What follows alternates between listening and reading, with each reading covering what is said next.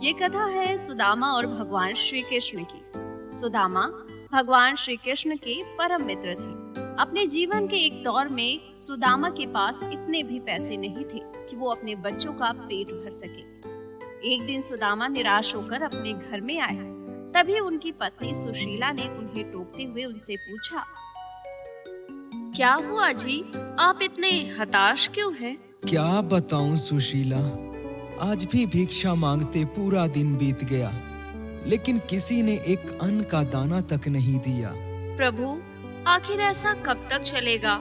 हम भले ही भूखे रहें, लेकिन बच्चों का पेट तो भरना चाहिए ना। अब क्या कर सकते हैं और किसके पास मांगने जाएं? प्रभु, आप कई बार कृष्ण की बात करते हो। आपकी उनके साथ बहुत मित्रता है, ऐसा कहते हो। वे तो द्वारका के राजा हैं। आप वहाँ क्यों नहीं जाते? जाइए ना। मैंने सुना है कृष्ण बिना मांगे ही सब दे देते हैं। वहाँ कुछ मांगना भी नहीं पड़ेगा।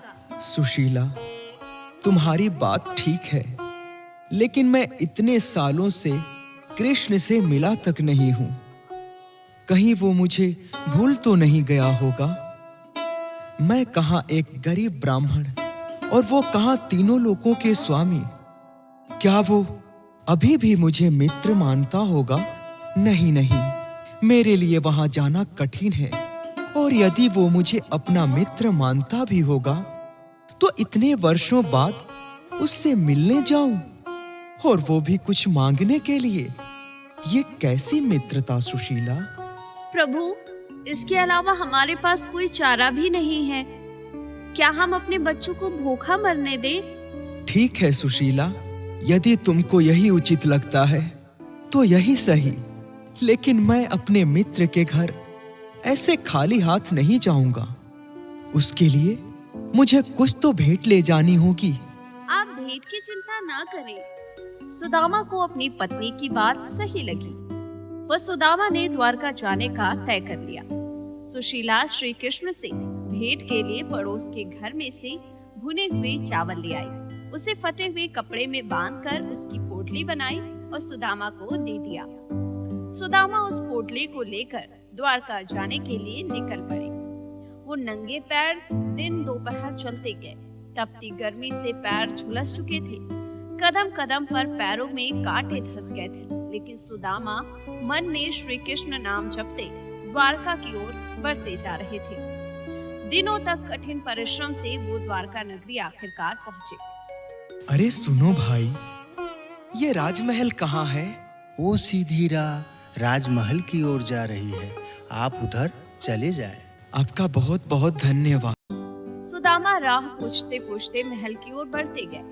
द्वारका नगरी देखकर सुदामा तो दंग रह गए। पूरी नगरी सोने की थी। वहाँ के लोग बहुत सुखी थे। वो जैसे तैसे महल के द्वार तक पहुँचे।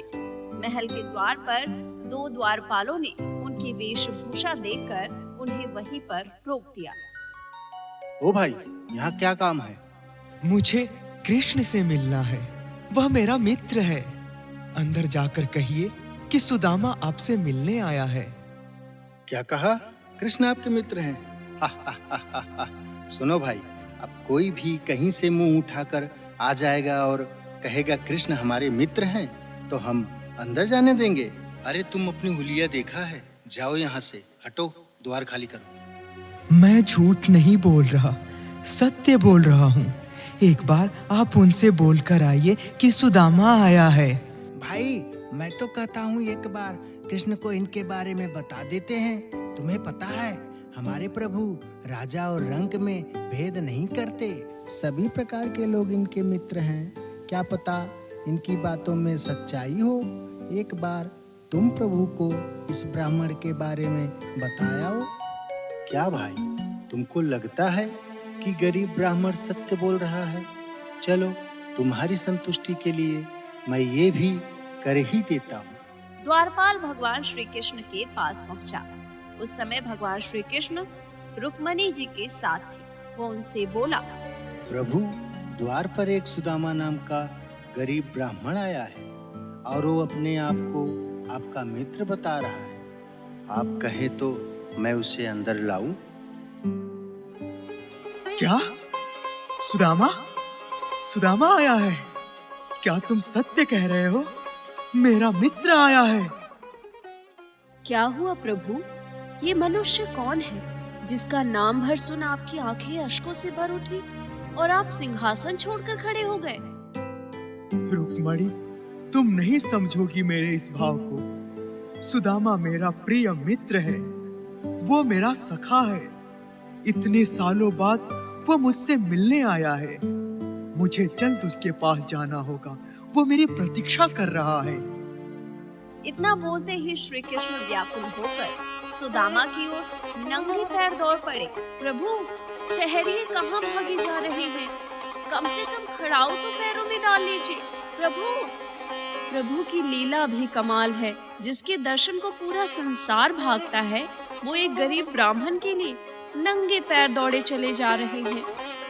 ये देखकर सभी आश्चर्य में पड़ गए। एक साधु के लिए राजा व्याकुल होकर भागे जा रहे हैं। श्री कृष्ण भागते हुए अपने मित्र सुदामा को गले लगा लेते हैं। सुदामा को विश्वास नहीं हुआ कि उनका मित्र उनसे इस प्रकार व्याकुल होकर मिले। सुदामा, मेरे मित्र, तुम कितना बदल चुके हो और तुमने आने में इतना समय क्यों लगा दिया मित्र? चलो अंदर चलो, तुमसे तो अभी ढेर सारी बातें करनी हैं। श्री कृष्ण सुदामा को अपने साथ महल में ले गए। श्री कृष्ण ने सुदामा को अपना मित्र कहकर सबसे मिलाया और उनको अपने सिंहासन पर बिठा दिया और खुद नीचे बैठ गए। ये दृश्य देखकर वहां खड़ा हर कोई सोच में पड़ गया। वहीं श्री कृष्ण ने एक थाल मंगाई और उस थाल में सुदामा के पैर रखकर उन्हें धोने लगे। ये देख रुक्मणी ने उन्हें टोक दिया। प्रभु, आप ये क्या कर रहे हैं? आप क्यों इनके पैर धो रहे हैं? यहाँ इतने सारे दास दासियां हैं, आप ये कार्य किसी और को भी सौंप सकते हैं। हाँ कृष्ण, तुम मेरे पैर को स्पर्श मत करो, रहने दो, इसकी जरूरत नहीं है मित्र, मैं ठीक हूँ। नहीं सुदामा, आज मुझे अपनी सेवा करने से ना रोको मित्र। ये मौका कितने वर्षों बाद मिला है। तुम मेरे लिए इतनी दूर से चल कर आए हो, तो क्या मैं तुम्हारे पैर भी नहीं धो सकता? देखो जरा अपने पैरों को, इन कोमल पैरों में कैसे घाव हुए हैं। सुदामा, मैं आज तुम्हारे चरण जल से नहीं, अपने आंसुओं से धोऊंगा। धन्य है प्रभु आप और आपकी ये मित्रता। ऐसी मित्रता तो मैंने कहीं नहीं देखी। भगवान श्री कृष्ण ने बड़े प्रेम से सुदामा के पैर उठाकर थाल में रखे और उन्हें अपने अश्रुओं से धोने लगे। ये दृश्य देख वहां खड़े सभी नर नारी की आंखें भर चुकी थी। कृष्ण का अपने प्रति ये प्रेम, ये स्नेह देख सुदामा भाव विभोर हो गए। इसके बाद दोनों ने ढेर सारी बातें करके गुरुकुल के दिनों की यादें ताजा की। वहीं सुदामा श्री कृष्ण की समृद्धि देख शर्मा गए।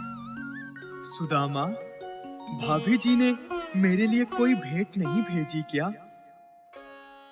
अब मैं कृष्ण को क्या जवाब दूं कि उसकी भाभी ने उसके लिए कच्चे चावल भेंट में भेजे हैं? ये क्या सोचेगा? नहीं नहीं, कृष्ण ने मेरी इतनी सेवा की, मैं उसे ये कच्चे चावल नहीं दूंगा। मित्र, तुम मुझसे कुछ छिपा रहे हो क्या? नहीं तो क्या छुपाऊंगा तुमसे मैं? सुदामा, झूठ मत बोलो, तुम कुछ छिपा रहे हो। दिखाओ क्या है पीछे तुम्हारे। अवश्य भाभी जी ने मेरे लिए कुछ भेजा है, जिसे तुम अकेले चट करना चाह रहे हो। दिखाओ। श्री कृष्ण ने सुदामा के पीछे से चावल की पोटली खींच ली। कृष्ण ने उसमें से चावल निकाले और खाते हुए बोले, वाह वाह, ऐसा अमृत जैसा स्वाद मुझे और किसी में नहीं मिला, और तुम मुझसे ये छिपा रहे थे। इस एक मुट्ठी चावल के बदले मैं तुम्हें एक लोक की संपत्ति देता हूँ। इस दूसरी मुट्ठी चावल के बदले मैं तुम्हें दोनों लोकों की संपत्ति देता हूँ। ये क्या? मित्र के मुंह में तो लगता है प्रभु तीनों लोकों की संपत्ति सुदामा को दे देंगे। फिर देवता कहाँ रहेंगे? मुझे प्रभु को रोकना पड़ेगा। क्या हुआ रुक्मणी? प्रभु, क्या आप सारी भेंट अकेले खा जाएंगे? इसमें हमारा भी तो एक हिस्सा है ना।